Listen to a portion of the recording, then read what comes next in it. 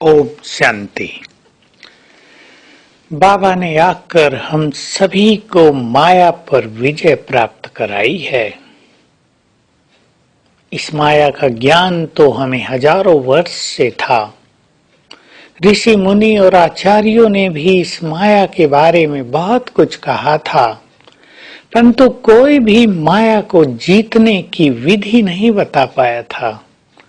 बस माया को जीतो, यही लोग कहते थे।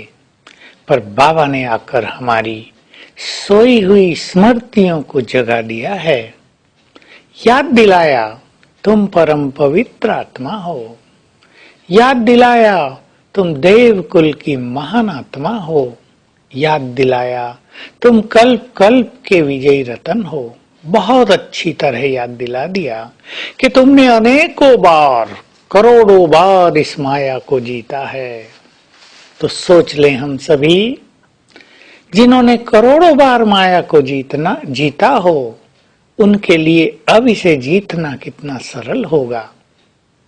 तो याद दिलाया तुम विजय माला के मणके हो, तुम विजय रतन हो, तुम तो ऐसे मणके हो जिन्हें स्मरण करके भक्त भी समस्याओं से मुक्त हो जाते हैं। तो हम स्मृति में लाएं, मैं विजय रतन हूँ। कल्प कल्प मैंने इस माया को जीता है, काम को जीता है, क्रोध को शांत किया है, लोभ से मैं मुक्त हुई हूँ, मोह ममता से मैंने कोई नाता नहीं रखा और अहंकार को तो मैंने सदा के लिए विदाई दे दी थी। रही बात ईर्षा, द्वेष, घृणा, तेरा मेरा, व्यर्थ चिंतन, ये सब तो मेरे सब्जेक्ट ही नहीं हैं। तो मैं विजयी हूँ, मुझे पुनः विजयी बनना है, ये नशा हमें हो जाना चाहिए। और हो सके तो आप 108 की माला में अपना नंबर ही फिक्स कर दो, विजन बनाओ, ये मेरा नंबर है। माला देखो, इसमें ये मेरा नंबर है।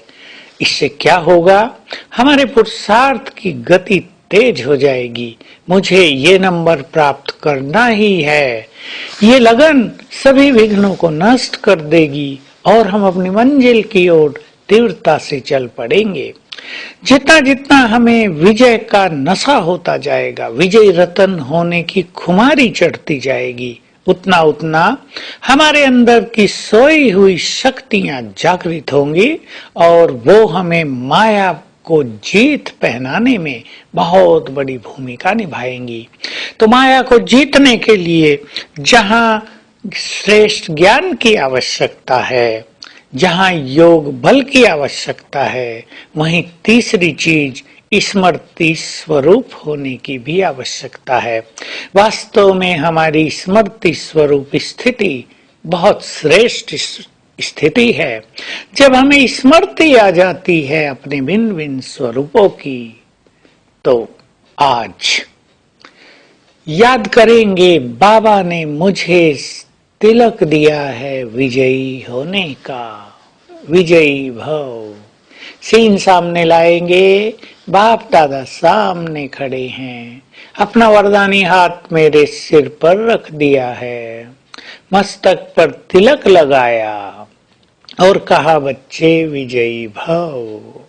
ये पुराने संस्कार तुम्हारे नहीं हैं, तुम्हारे तो असली संस्कार देव संस्कार हैं। विजयी भव, स्वीकार कर लें, बाबा ने हमें माया पर विजय पाने का वरदान दे दिया है।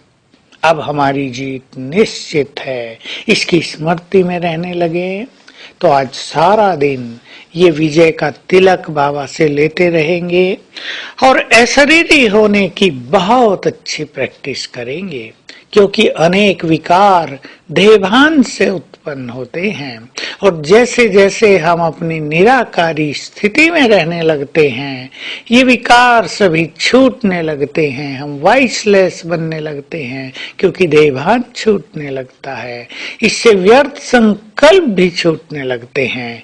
तो आज विजयी रतन होने के साथ साथ हम निराकारी स्थिति का भी अभ्यास करेंगे। मैं आत्मा बिल्कुल देह से न्यारी निराकार हूं।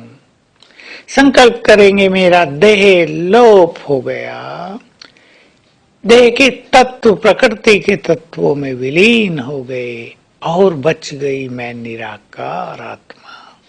बस अपने स्वरूप पर बुद्धि को स्थिर कर देंगे तो सभी संकल्प इस स्वरूप में समा जाएंगे और हमारी स्थिति संपूर्ण रूप से निसंकल्प हो जाएगी। तो आइए आज से हम विजयी रतन बन जाएं।